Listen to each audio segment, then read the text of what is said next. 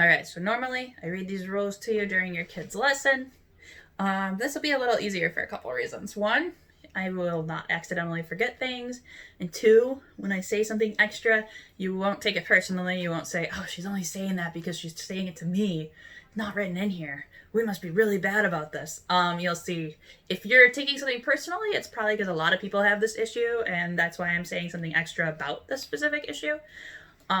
So it should be easier to do this way. I might keep doing it this way even after the pandemic's over.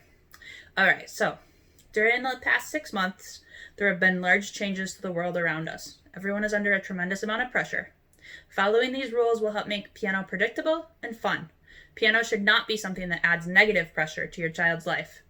A good routine with practice, listening to the CD, watching your child's lesson will help you and your child have a wonderful upcoming term. Please read these rules prior to each term so we can have the most successful term possible. If you have any questions about them, feel free to ask me anytime at liftschoolofmusic@gmail.com or by calling or texting me anytime. I like texting best.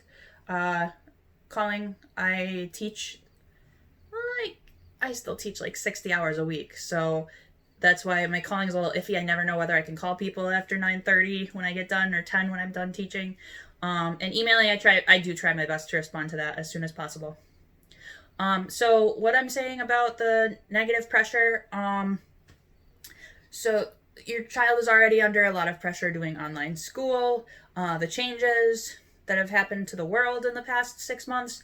I'm just trying to make piano something that is fun and relaxing and predictable for your child, not something that's scary. And by everybody following these rules, that's what will help children do really well with piano. There are many advantages to giving your child a piano education.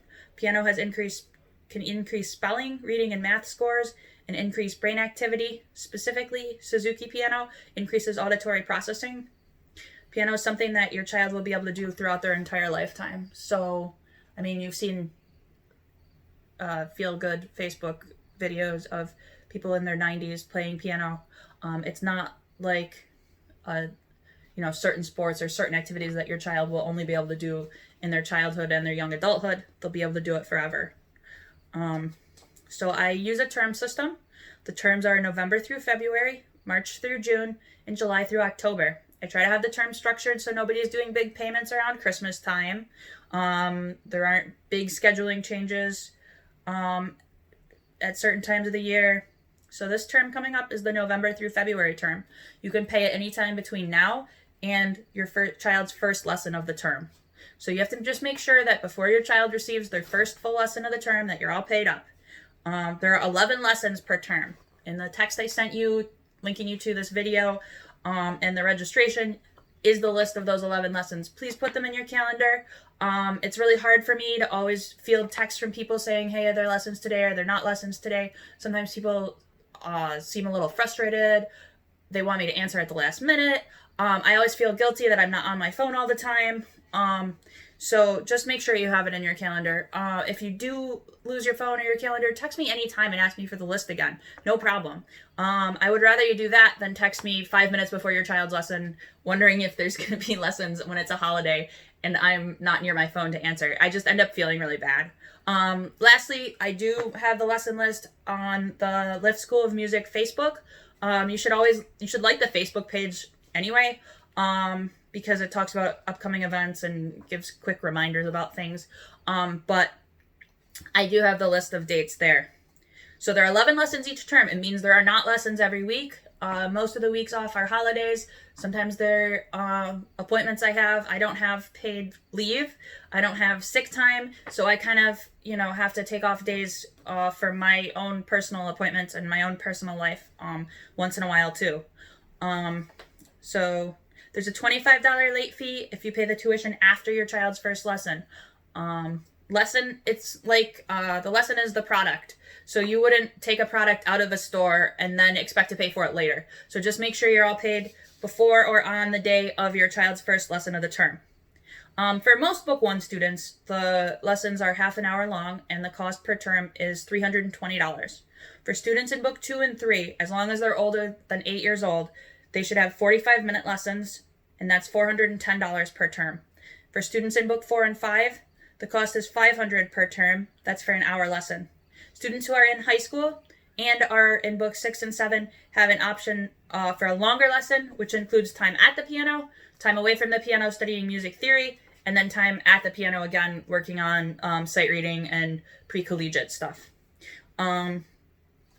Students who are 1 to 2 years old can take 7-minute lessons. Students who are 2 and 3 years old can take 14-minute lessons. And I've expanded 21-minute lessons to include kindergartners. We all know how stressed kindergartners can be with having a long school day. Sometimes first graders do better with a 21-minute lesson. It really depends on the kid. There are special lessons for neurodiverse students. They are 20-minute lessons. They're a little bit more, but they also often include toys for the family to keep. And activities. Now that we've been doing virtual lessons, people will be getting activities in the mail. It's a little different, but it's still the same idea. For all virtual lessons, the term is discounted by 25%. I have done away with makeup lessons in the past year. You've gotten a lot of reminders about it. It's been in the newsletter a couple times. It was in the last term letter. It just got to be too complicated. People would text me and ask for a makeup lesson at a specific time, or would be canceling lessons too frequently. It is okay to miss lessons. It happens with your kids going to dance or gymnastics. The same thing. It's totally okay to miss lessons. You will be refunded for up to 3 lessons per year in a form of a discount off the next payment. If you do cancel a lesson and you're expecting me to give you a refund, you can't then reschedule the lesson at the last minute and say, oh wait, our plans changed. You're always welcome to ask. Like if you cancel because there's a soccer game and then your soccer game gets canceled, you're welcome to ask. But I reserve the right to then offer your slot to another student, especially if you're expecting a refund. Paying per term allows your child to attend a number of free events. It's up to you to read the newsletter. If you don't receive a link near the beginning of the month with the newsletter, please text me and ask. I've had some phone issues sending the newsletter links. Again, the newsletter is also always on the Facebook page. So if you are wondering if you should have received it yet, you can just check on the Facebook and get it there. There's camps, classes, contests, workshops. Most are free to students. A few do cost extra. I don't like wasting lesson time telling you or reading to you from the newsletter. I feel like a college professor reading the syllabus. So I try to include as much about possible in the newsletter. And then if you have extra questions like, is this event great for my child? Do you think my child would enjoy this?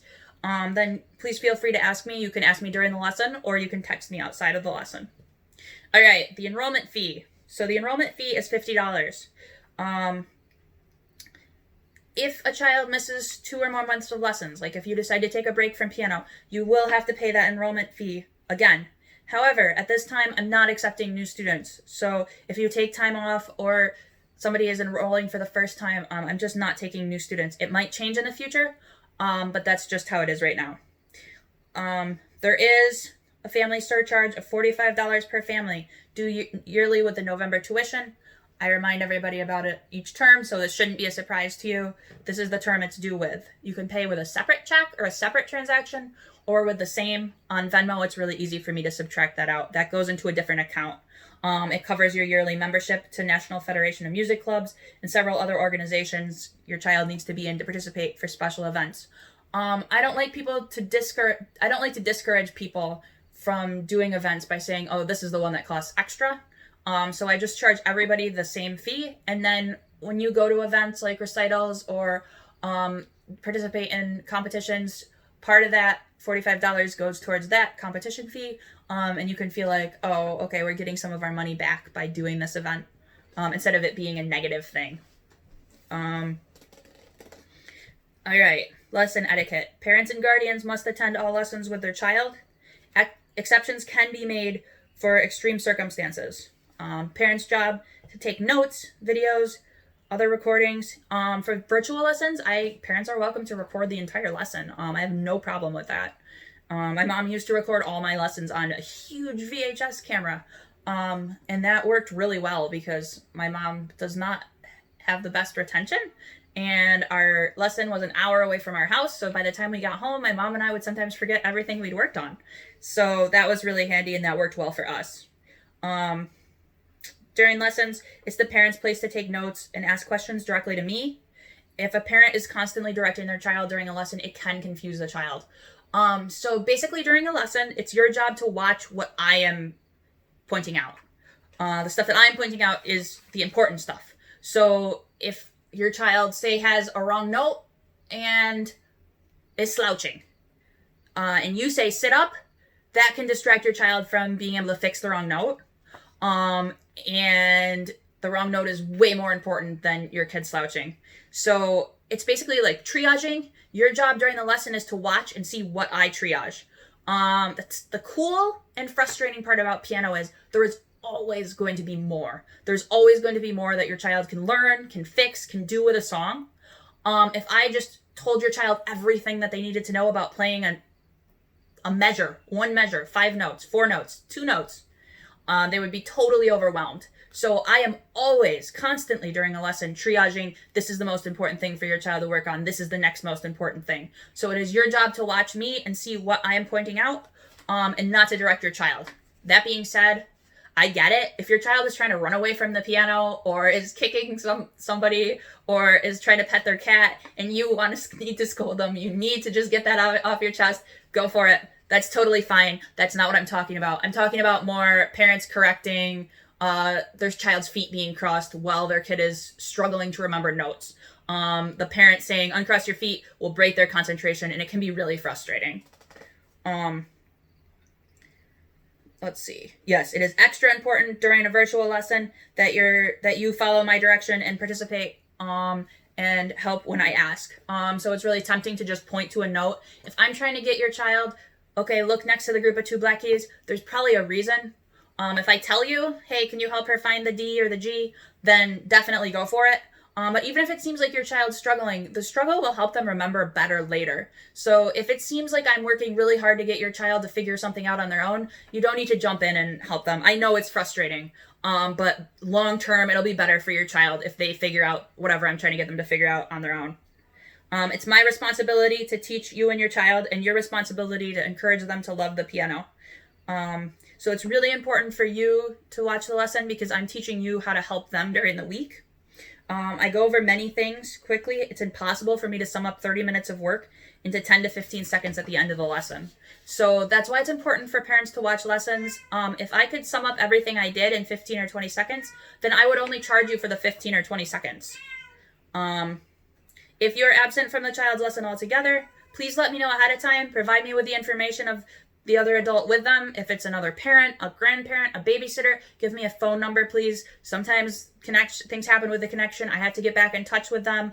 We get kicked off the internet. In-person lessons, if I'm running really late, I need to be able to let them know. So make sure that I have the information of the person that's going to be with them. And let me know ahead of time. This is a big one and a new one. How they did during the week. Kids can be really distracted, and I could be telling them, make sure you practice more next week, when they actually practiced really hard. On the complete opposite, if your kid didn't practice and I need to talk to them about practicing more, make sure you let me know. So just be honest with me and say, we had a great week, we didn't have a great week. So the things you need to let me know, that you won't be at the lesson, who will be at the lesson, and that person's contact info, and how they practice during the week. Those are the things I need to know.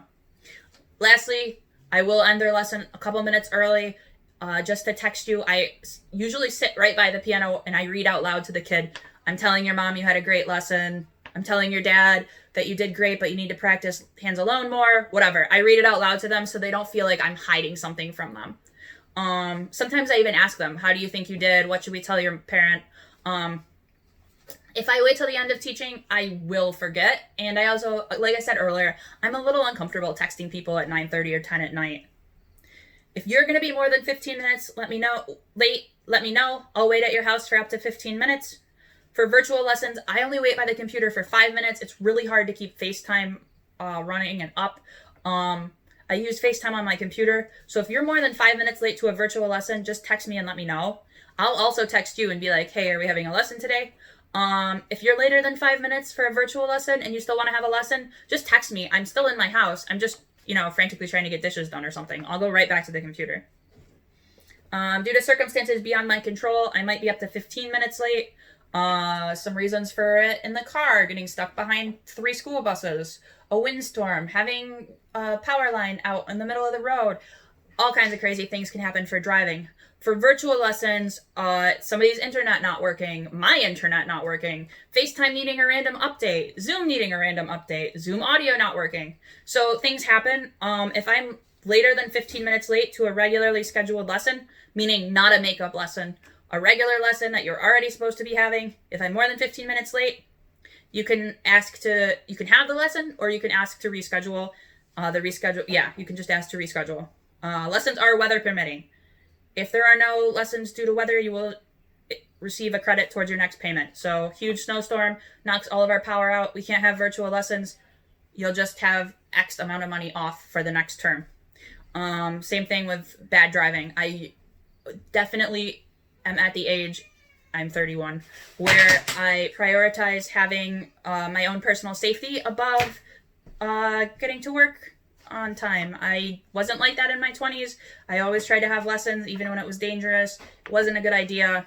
I will cancel lessons if there's a blizzard, snowstorm. So, yeah. This is a big one. There are to be no distractions during lessons. This has been more complicated with virtual lessons.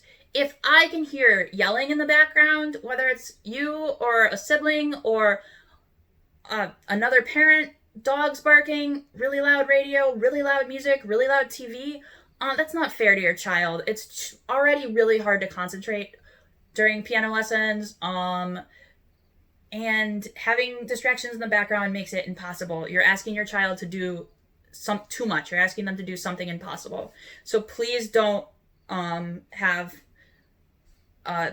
don't force your child to try to learn in an environment that's disrespectful for them. If you're having a really wild day and you just can't calm everybody down or send them to the other room or whatever, I guess it's better to cancel a lesson than to try to force your child to focus in a situation that they can't focus in. Please just be aware of the environment when what you're asking your child to do. Learning piano is like learning a second language. Having people talking in the background or having other music on in the background would be like trying to speak a second language that you're just learning while still listening to your first language or, another language. So please make sure that you're respectful to your child during their lesson. And I get that this is a really weird time. So if there is a time that you can't be respectful for your child, it is okay to cancel. I would rather have you cancel than try to force your child to pay attention when there's people yelling or a really loud TV on or loud music on in the background. Have your child ready at the lesson time. This includes your child being dressed and fed, as well as in a state of mind that allows them to focus on their lesson. They need their sheet from the previous week that you printed out, their assignment sheet, as well as their book and a pen and paper by the piano. I like a pen and a pencil. Pencil for making notes and a pen for writing notes in. Have your child ready. If your child is older and I'm running late, definitely have them warm up. If your child's really little, like 8 or under, you don't need to have them warm up. That could dig into their attention span and they could get unfocused during their lesson. But a teenager and I'm running a few minutes late, they should be at the piano practicing scales, getting all ready. My teacher used to leave me sometimes if she needed to take a quick bathroom break. She'd say, go practice your scale. She'd leave. I'd work on my scale in her house while she'd run into the other room and, do something. So it is okay. If your child is sick, even if it's a virtual lesson, you might want to consider canceling. You know your child, you know what they're capable of. Don't push it. Having a lesson when they don't feel 100%, when they're only feeling 30 or 40%, they're just going to end up frustrated and sad, and then they're going to be resentful towards piano until they have a good lesson again. So if they're not feeling great, if you're not feeling great, it's okay to cancel. If it's very clear that your child is unable to focus, I will cancel the lesson. Again, if you are doing in-person lessons, please cancel if your child is sick. I will cancel the next week if I have a fever, even if it's not COVID related, just to be safe. So you're still going to lose out on a lesson. So don't feel like, oh, well, we really need this lesson. We're not going to cancel, because then you're going to make everybody lose out on the lesson. Payment and questions count as lesson time. Have payment ready. Let me know ahead of time if you have a really big question. Don't wait until the absolute last minute of your child's lesson and then say, oh, by the way, how are we supposed to practice this song? Let me know ahead of time. All right, so here's the parent requirements. The parent requirements are play the correct Suzuki CD at least 30 minutes on average per day. Most teachers ask 2 to 3 hours. I think 30 minutes a day is realistic and doable, and it won't totally turn people off. So 30 minutes a day, it's way better to do more. You can play it while they're waking up, while they're falling asleep. Some of my teenage students like listening while they're getting homework done, while younger kids are playing inside. A couple kids have said they like listening to it while they're playing video games with a video game soundtrack off. Anytime that you don't have like TV and stuff on, listening to the CD it's good to be listening to the CD. Children need to be seated correctly with a footrest at a good acoustic piano. This is a big change. By the year 2024, I'm requiring all students to have a good acoustic piano. Here's what that's about. My teacher required all of her students to have a certain brand of acoustic piano before they'd even start lessons. If you have a keyboard, you're doing the equivalent of asking your child to learn to ski on broken skis, and then you're expecting them to enjoy it the same amount as a kid who has nice skis. Or you're asking your child to enjoy something which is the same as playing golf with plastic clubs, and then you're expecting them to enjoy it as much as someone who has top of the line nice golf clubs. I always say the best keyboard is still less valuable than the cheapest piano you can get. You could get a free piano off of Marketplace, and it would be 1,000 times better for your child than a $6,000 or $8,000 keyboard. So the reason is pianos are much more expressive. It's really hard for kids to learn to not overlap or how to connect on a keyboard. You might recognize those buzzwords as something your child is working on. And it might be because they started on a keyboard or because they're still on a keyboard. Expecting your child to love something or enjoy doing something with not providing them with the correct equipment isn't fair to your child. So if you are unable to get a good piano, well, now is a really good time to get a good piano. Look on Marketplace. There's a lot of free ones. Ask me. I can help you. So hopefully you'll be able to do that by the year 2024. I'm giving you a nice long time. I will not be accepting new students, though, that don't have acoustic pianos. All right. Actually, I'm accepting no new students right now anyway, but if I were in the future, they would need acoustic pianos. So at minimum, you need to sit with your child and practice their full assignment. So the assignment is the piece of paper that I text you at the end of their lesson. Your job is to print off that paper, and then when you go to practice with your child, go through it, read it, do exactly what you're supposed to do. It usually takes 10 to 20 minutes in book 1. For younger kids, 5 minutes. Some kids 3 minutes. Some weeks it might be longer. Some weeks it might be shorter. That's why I can't give you a definitive this is how long it should take answer. Practicing means going through the assignment with them 4 to 6 times per week. Obviously, if you practice every day, that's fantastic. If you practice less, then you should let me know. Hey, we didn't have a great practice week, so that I'm not expecting your child to know what they're supposed to. Your job is to also read the comments that I make and to make sure your child is doing those things. If your child practices incorrectly, they're just solidifying bad habits. It's the same as if your child was kicking the soccer ball wrong and they practiced soccer 3 or 4 hours a day. They would still be doing it wrong and they would still be struggling. So please don't expect your child to practice on their own until they're fully able to. Usually a child needs to be 12. So in order to tell if your child is fully able to practice on their own or not, if they can go through their assignment and read my comments and follow my comments and practice those things correctly, if it says metronome 120, they're responsible enough to put on the metronome. If it says work on phrasing, they're responsible enough to do their phrasing. If it says keep your wrist up, they're responsible enough to check their own wrist.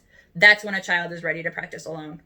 But even those kids need regular practice or attention and encouragement from a parent. There is no substitute for interest and support. So basically, what's been an issue is kids who are older, especially teenagers, the parents think either maybe that they're not working hard because the parent doesn't see them working hard. The parent doesn't watch the lessons anymore. Or the parent loses interest themselves, and that's the saddest one. That one always, that gets to my heart. Or they think that their encouragement isn't important because the teens, when you encourage them, kind of blow it off. They're listening. Trust me, they are listening, and they are picking up on what you are saying. So it is just as important, even if your teenager pretends they don't care, it is just as important to praise them and tell them what a great job they're doing and how proud you are of them, and know what they're working on. Be able to ask them about their songs. You should still know what they're practicing. You should know what their songs sound like. You should be able to say specifics like, wow, Echo Says sounds really great, or your left hand's really quiet. I know you've been working hard on that. It's really important that you know that stuff, even if you're not watching the lessons and practicing with them when they're older. If you have a question like, do you think my child's ready to practice alone? Please feel free to ask me. I used to do these practice evaluations where kids would have to show me whether they could practice alone. Feel free if you want me to do that with your child, or you want, the best way to do it would be to videotape them practicing and then just send me the video and say, is this good? If your child is studying piano seriously, like they want to be able to compete, or they're planning on maybe studying piano even as a minor in college, you're expected to practice with your child 20 to 40 minutes a day, 6 to 7 days a week, and to play the CD 2 to 3 hours a day. And the important part is bringing your child to special events, both within the studio and the community, when there's less of a pandemic. Really important, though, that you play the CD extra for your child and expect them to practice more if they're planning on going into piano. So those last requirements are what some teachers say as their minimum requirements. So even if your child isn't planning on competing and you still want to practice extra, that's great. Please let me know if you have any questions. I'm looking forward to a very successful term. Thank you very much.